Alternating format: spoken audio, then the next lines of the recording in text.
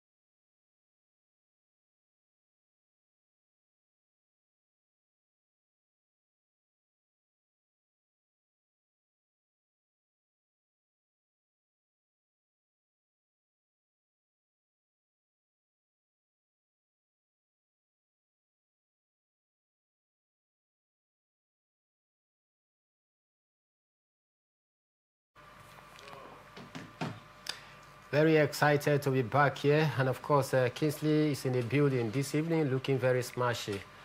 Kingsley, you're welcome to Sport Extraordinary right here on Atlantic Television Network. Yeah, Mike, nice to be here this evening.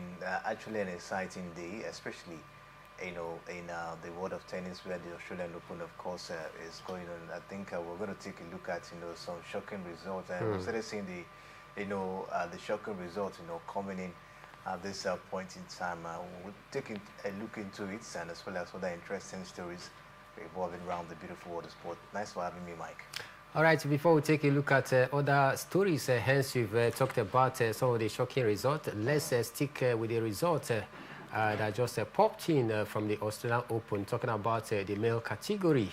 And just like you stated, shocking result, Kingsley Alexander Zverev beat, Lydia Thiem 6-3, 6-7, 6-1, 7-6. But that may not be shocking. Seeing Carlos Alcaraz also breeze past Alex de Minaur 7-5, 6-2, 6-1. For Carlos Alcaraz, one of the title favorites, no doubt. But then I think the way he was able to breeze past his opponent, it means other players are still very much around, the likes of Jannik Sinner and Novak Djokovic. Certainly must be very wary of this younger Spaniard.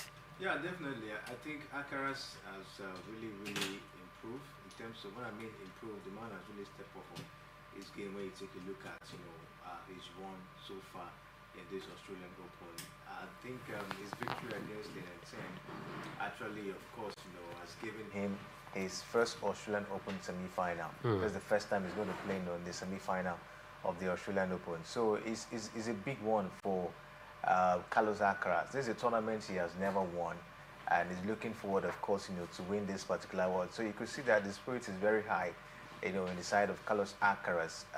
Taking up, of course, his opponents, I think for me it was not a very huge task for him. You could take a look at how impressive, of course, he was. So you can see that there's a whole lot of energy in the man, going forward, looking at the fact that it is now getting very tough, in the competition. So from what we're saying, I think Alcaraz, have what it takes, to go all the way to the final. We understand the big boys are still around. Jannik Sinner, you could talk about Djokovic, Zverev. I don't really have much confidence on him, because when it comes to this stage, this is when he falters, all right? So we'll just see what, comes up. But it's really been an impressive ride, for the big boys, especially in the male category of the tournament. Big boys ride in the male category. Just mentioned Zverev a few seconds ago, Kingsley. And the next opponent for this young Spaniard, talking about Carlos Alcaraz, is up against Zverev. You think this is not going to be a very difficult one for Carlos Alcaraz, considering the battle between these two? Previously, they had met 12 times. This particular meeting is going to make it 13. And out of that 12 meetings, it's been 6 apiece, 6 wins apiece for both players. This time around, Carlos Alcaraz, he will want to show that superiority. But then, it's going to be a very tight call, isn't it? Definitely. It's really going to be a very tight call. You could take a look at the form of both players. Talk about the likes of Carlos Alcaraz is on a very good form. Even the Alex Zverev we're talking about is also in a very good form in this tournament. So it's going to be a very tight one. And taking a look at the record, for both players, this is the first semi-final for Carlos Alcaraz and the 10th semi-final for Alex Zverev. So you could see that Zverev, of course, have a little bit of experience in playing the semi-final of the Australian, Open. So might not really be worried, but for a player like Carlos Alcaraz, no matter the stage, I don't think, of course, that would be a worry for him at this point in time. So it's really going to be a very huge one. But when you take a look at it, I still see, Carlos Alcaraz, having an edge in this particular one. Though it's not going to come easy, all right. But I think Alcaraz really stand a chance at this point. Alcaraz stand a chance at this point, and the stage is set and waiting for the next round. Talking about the semi-finals, as You know, very fan Carlos Alcaraz breezed past their opponent in the quarterfinal to set up a mouth-watering clash between these two. Kingsley, let's also talk about the female category because some results also came through as Arina Zabalenka beat Ivajovic 6-3, 6-love. But that may not be a surprise to you. A big shocker is Elena Vitolina beating Cory Kokogov 6-1, 6-2. Cory Kokogov, world number 3, being beaten by Vitolina. Not too many saw this one coming. Yeah, not too many saw this one coming, and for me, I believe Kokogov, at this point in time, she has not really, been consistent. That's what I've been talking about Kokogov. She's not, I don't know, she's a top player, but she's not, how would I put it now? That player that can put up high level of consistency in 2 or 3 seasons to come. That is not Kokogov, and it's really, really worry. It's really, really worry for her. Yes, she's won a Grand Slam for herself. She has been impressive when you take a look at, of course, her career. But consistency has been a problem, for Cory Kokogov.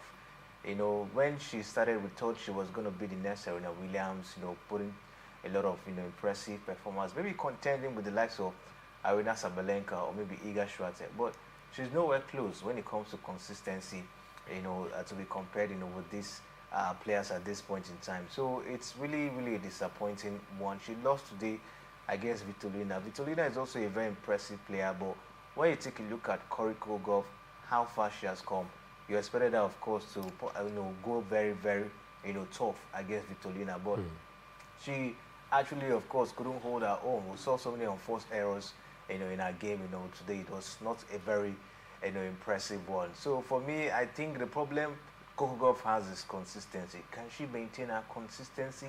Can she be fantastic for the next at least the next 2 seasons?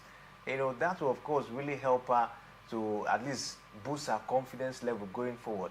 You talk about her playing this way. Can she maintain the world number 1, just like we've seen from Arina Sabalenka, for a very long time?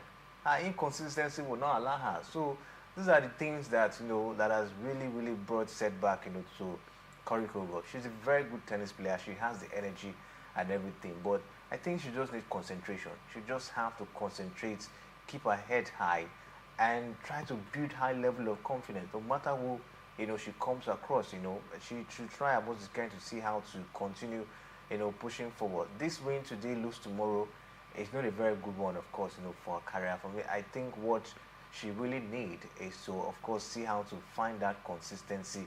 And again, was so disappointing that she lost against Vitolina today, and we'll just look forward to see what the season holds for her. It's the first Grand Slam of the year, and for me, I don't think she should really feel disappointed. But take a look at the way she was hosted out. You will see, it's not a very good one, but I think there's a whole lot to play for this season for Cory Kokogov.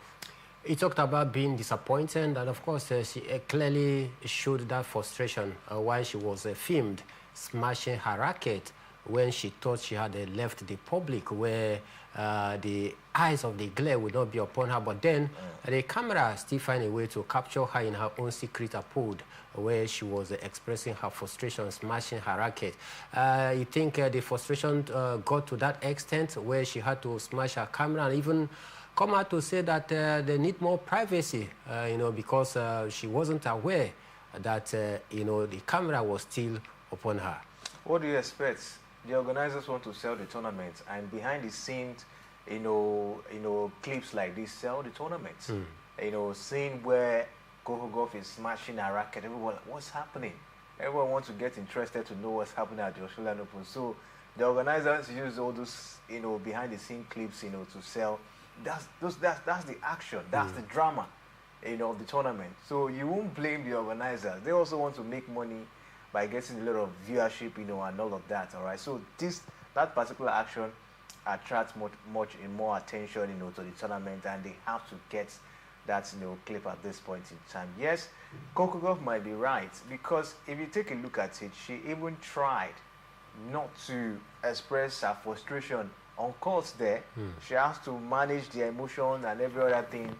Went down to the tunnel where, of course, maybe the camera would not be there, and finally, of course, put up what was in her mind. But still, yet the camera, was still on her. Of course, when you're a celebrity, when people talk about you so much, you get the attention of people.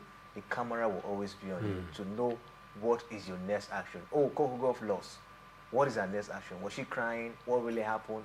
Camera wants to get that, all those, clips to show people this is what happened, and that's how, of course, to sell the tournament. But I don't think talking about privacy, I don't think that will really happen. All right, I think the only time these players have much privacy is when they're in their house. Whenever they comes out, all right, you see fans, everybody just picking up their phones and at least get 1 or 2 clips, from them. They are selling points. You get a clip of Cory Kukugov, Iga Swiatek, and post it on your page. Well, you tend to attract views on your page and all of that. So I think the only time they have that privacy is in their house. When they come to the tournament, at that moment, the tournament is ready, the organizers are ready to make use of you. True. At that moment. So I don't think that privacy thing, will be granted at this point in time. When you go to your house ahead, that is your privacy. But when you're out there at the tournament, anything you do, the camera will tell the world. And that's what has happened. It's so unfortunate that the camera have to, of course, film her at that moment. All right. I think she didn't want the people to actually see her emotion, know that she was very, very frustrated, after she lost to Elena Vitolina. But it is what it is. Like I mentioned, she still have a lot to do for herself this year. A lot to do. It is just the first Grand Slam of the season and of the year.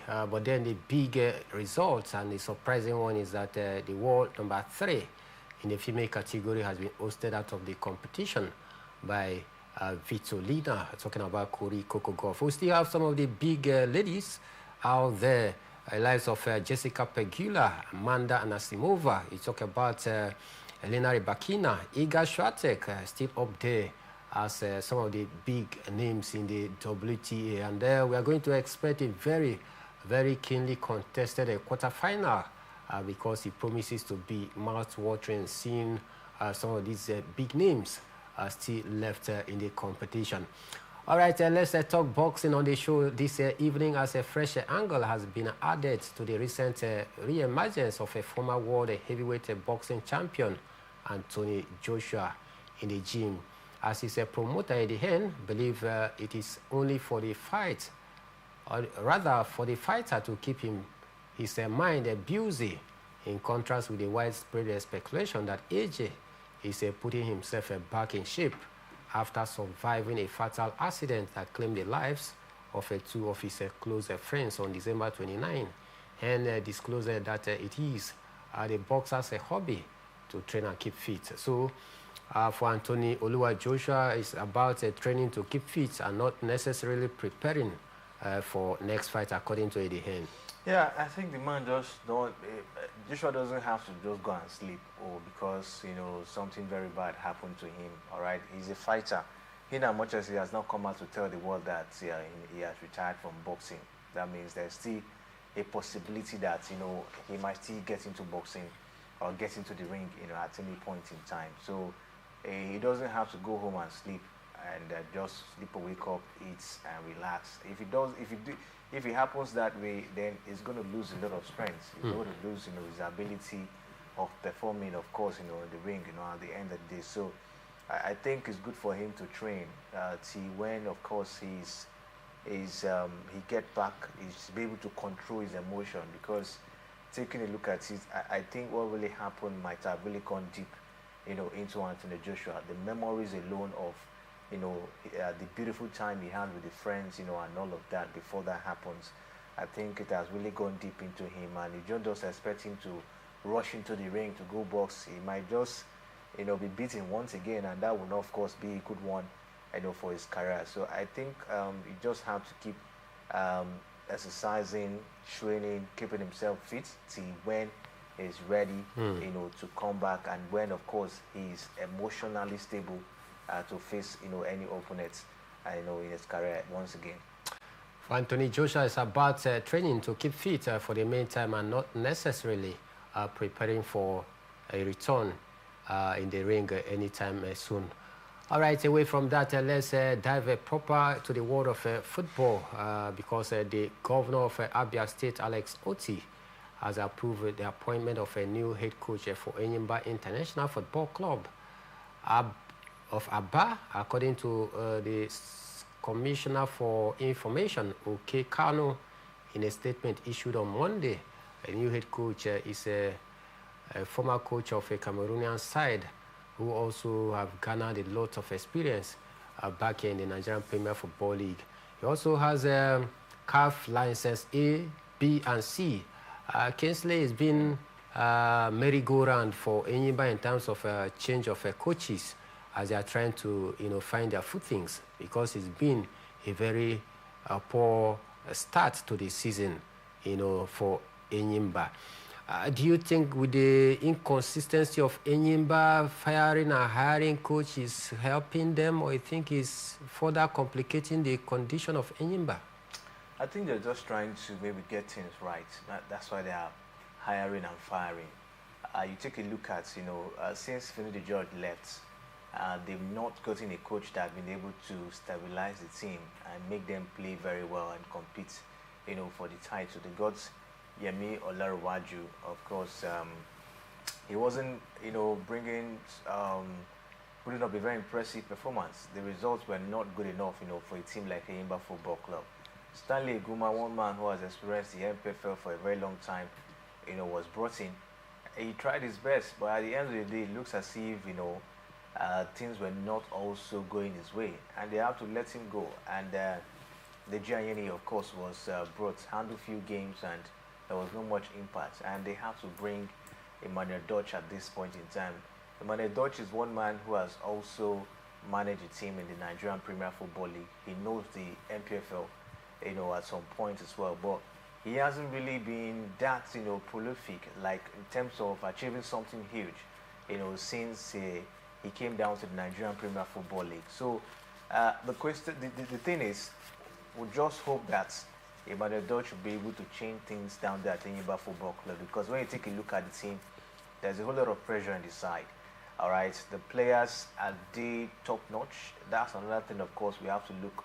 We have to look at this point in time, because it's one thing, in having a quality manager, is another thing in having good players on the pitch of play. If a good manager comes and do not have the right tools to work with, at the end of the day, it looks as if he doesn't know what to do, at the end of the day. So these are the things we have to look at for. Was it before the season even got started? I think Enyimba offloaded over 10 players and gotten new players into the side, and you don't expect things to just work out automatically. You have to allow these players, gel.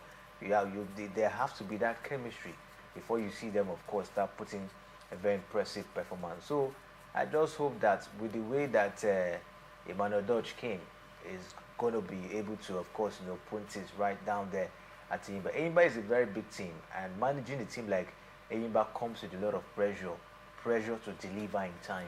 And I think that's what Emmanuel Dutch, of course, will be facing. Take a look at where they are on the league table now. The fight now is for them to finish in a comfortable position. Maybe getting a continental spot will be a good one. But talking about fighting for the title, I think is very, very far away from Enyimba Football Club.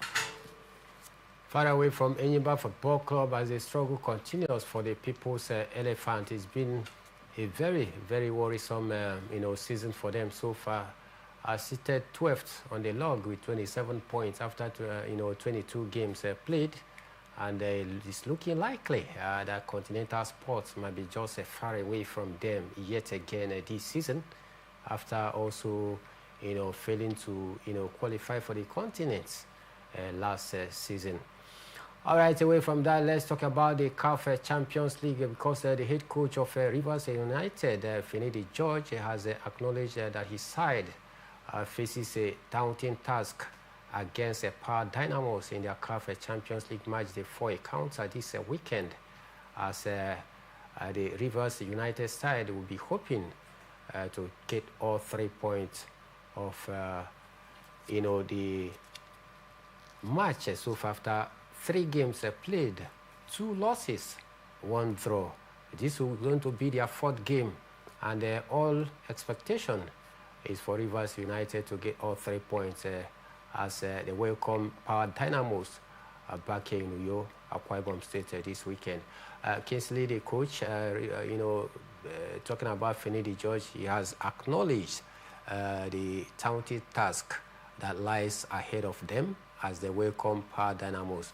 They went away from home to get a valuable point, even though opportunity presented itself for them to have taken all 3 points in that game, but then they failed. In fact, they need to thank their goalkeeper, who was very, very outstanding, that kept their opponent at bay. If not, they should have lost that game as well. Do you see Rivers United taking all 3 points this weekend?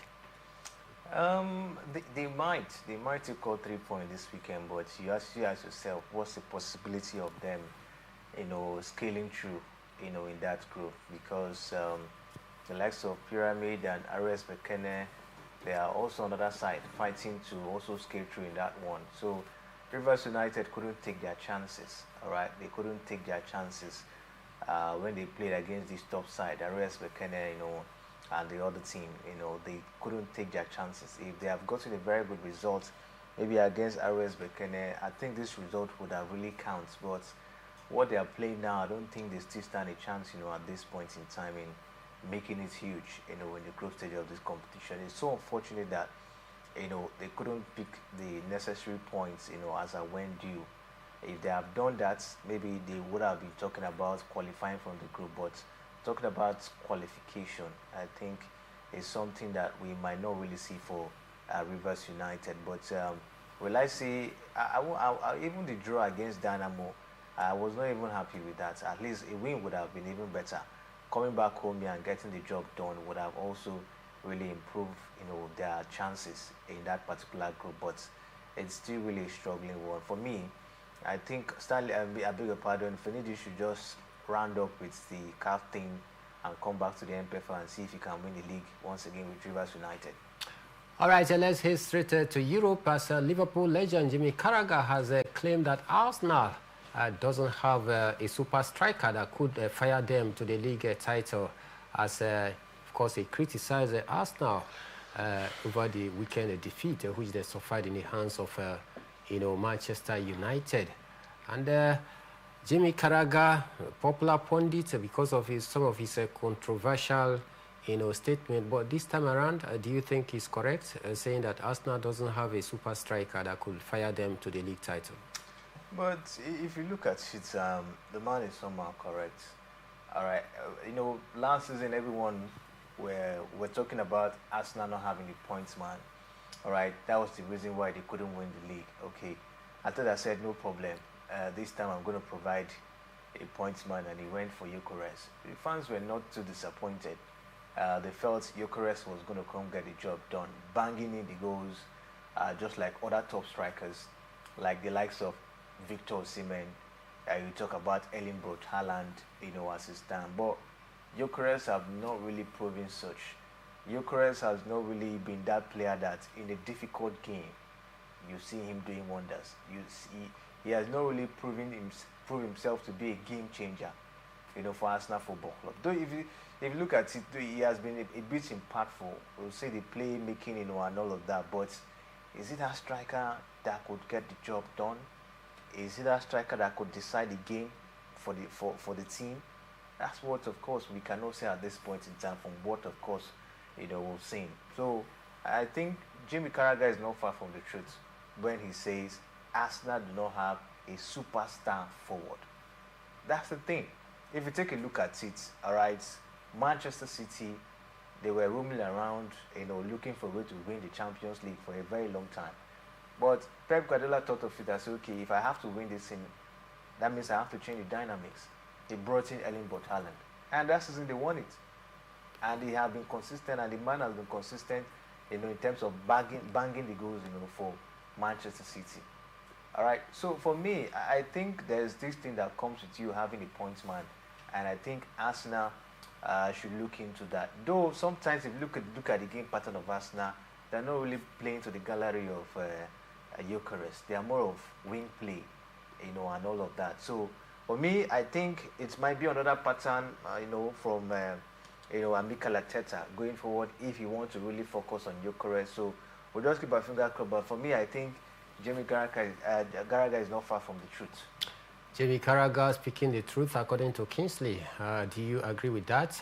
That Arsenal doesn't have a super striker that could fire them to the league. And if you take a look at the pattern of play of Arsenal, yes, they'll be focusing majorly on the wings. There with Bukayo Saka being the key man, and Trossard out there on the wing. Away from that, some transfer gist before we bounce out of the building. Besiktas have completed a permanent signing of striker Tammy Abraham from Roma for a reported fee of £11.2 million as the Turkish club prepare to sell him to Aston Villa. Abraham, who is 28, traveled to UK on Friday and underwent a medical on Saturday after Villa agreed a deal of £18 million with Besiktas. All right, Tammy Abraham homecoming for him after, he showcased his talent for Chelsea Football Club before moving to Roma. This time he's coming back home, and we wish him well in his return.